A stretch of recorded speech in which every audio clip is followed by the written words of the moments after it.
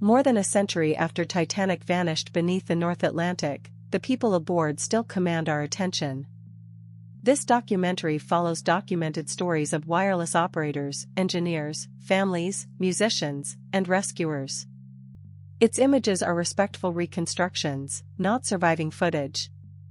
We use no invented final words, and we distinguish eyewitness testimony from later tradition. Titanic departed Southampton on April 10, 1912, beginning her maiden voyage to New York.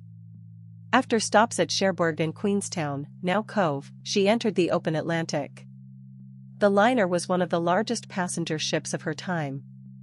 Her black hull, white superstructure, and 4 buff-colored funnels created a silhouette recognized around the world. The 4th funnel was used mainly for ventilation, but it also helped create the balanced profile expected of a great liner. On board were passengers from many countries and backgrounds, along with a large crew responsible for navigation, hospitality, machinery, communications, and safety. The personal stories that follow are drawn from documented identities and survivor testimony, while exact private conversations remain unknown. Titanic's Marconi wireless room was operated by Jack Phillips and Harold Bride. During the voyage they transmitted paid passenger messages and received communications from other ships. Ice reports were among the traffic moving through the wireless system, but the operators were employed by the Marconi Company and also faced a heavy backlog of passenger work. After Titanic struck the iceberg late on April 14, Captain Edward Smith ordered the operators to request assistance. Phillips and Bride transmitted distress calls, including CQD and the newer SOS signal. Their messages reached several ships. Carpathia's operator, Harold Cottam, received Titanic's call and alerted the bridge. Phillips and Bride continued working as the emergency worsened. We do not need invented dialogue to understand the importance of their task. Radio carried Titanic's position beyond the dark horizon, turning an isolated disaster into a rescue mission.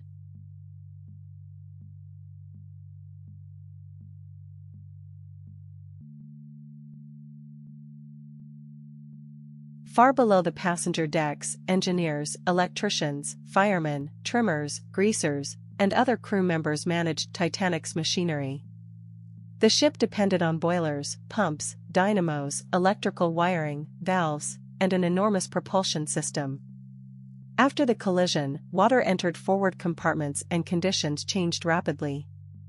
Surviving testimony and later accounts describe engineering personnel continuing essential work while the evacuation developed above them. Electrical power mattered. Lighted corridors and decks helped passengers and crew move through the ship, while pumps and machinery supported the response for as long as conditions allowed. Popular retellings sometimes turn this work into invented speeches or perfectly staged heroism.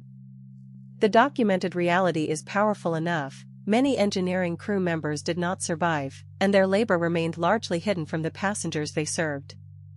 This reconstruction honors their work without pretending to show an exact moment or conversation.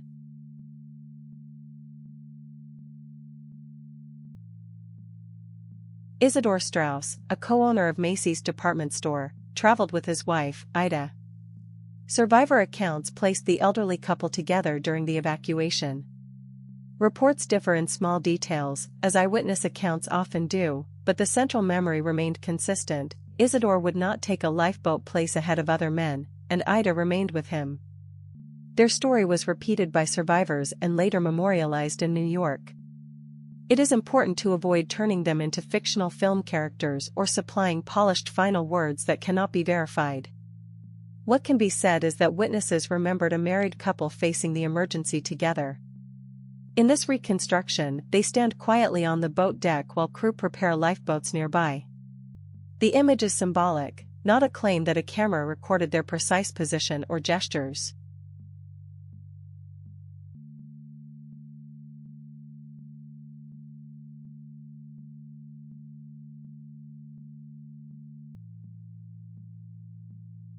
Titanic carried professional musicians led by violinist Wallace Hartley. Multiple survivors remembered hearing music during the evacuation. Their playing has become one of the disaster's most enduring stories, associated with steadiness and reassurance during a frightening night. Yet one famous detail remains uncertain. Accounts disagree about the final piece performed, and historians have debated whether it was a hymn, a popular waltz, or another selection. A responsible documentary should not present one disputed title as unquestionable fact. What the testimony supports is the presence of music while lifeboats were being loaded and lowered.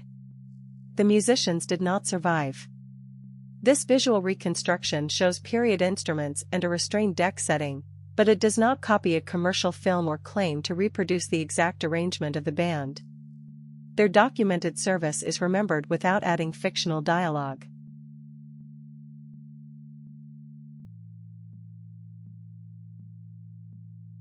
Two young brothers, Michel and Edmond Navratil, traveled with their father, Michel Sr., under assumed names. Their family circumstances were complicated, and their mother remained in France. During the evacuation, the boys were placed in a lifeboat and survived, while their father did not. Because the children were very young and spoke French, newspapers referred to them as the Titanic orphans while officials tried to identify their family. Photographs and news coverage eventually helped their mother recognize them. She crossed the Atlantic and was reunited with her sons in New York. For safety and dignity, this documentary does not visually recreate children in immediate danger. Instead, the scene represents the documented reunion and the role of communication in finding their mother. It is a story of loss, international attention, and a family brought back together after the disaster.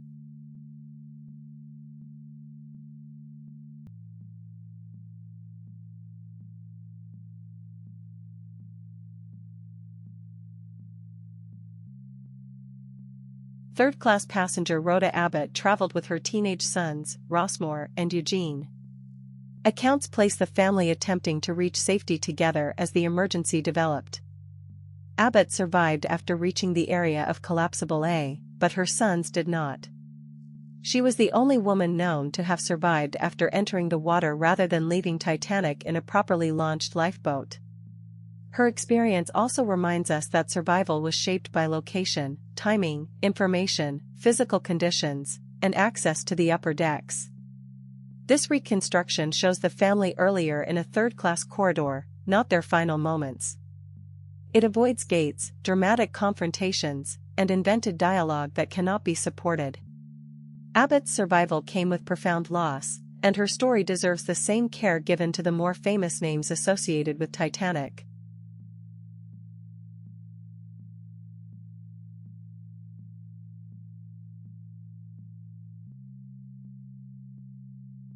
RMS Carpathia was traveling eastward when wireless operator Harold Cottam received Titanic's distress call.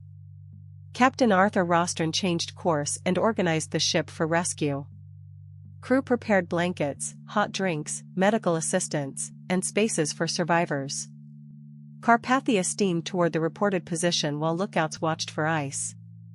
By the time the rescue ship arrived, Titanic had disappeared beneath the sea. Lifeboats were scattered across the cold dawn water. Carpathia took survivors aboard one boat at a time and later carried them to New York. The rescue did not erase the scale of the loss, but it demonstrated the value of wireless communication, preparation, and coordinated action. The disaster helped drive changes in maritime safety, including stronger radio requirements, improved lifeboat rules, and international ice monitoring. Carpathia's response remains a vital final chapter in the story of that night.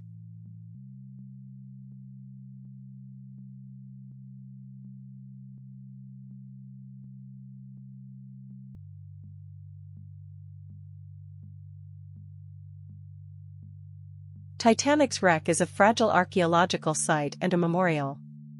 The people aboard were workers, parents, children, travelers, and crew members, not background characters in a legend.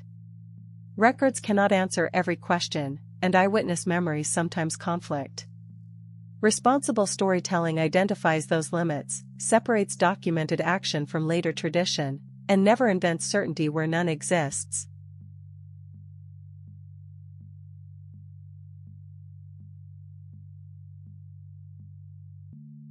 Titanic's story is more than a ship and more than a disaster.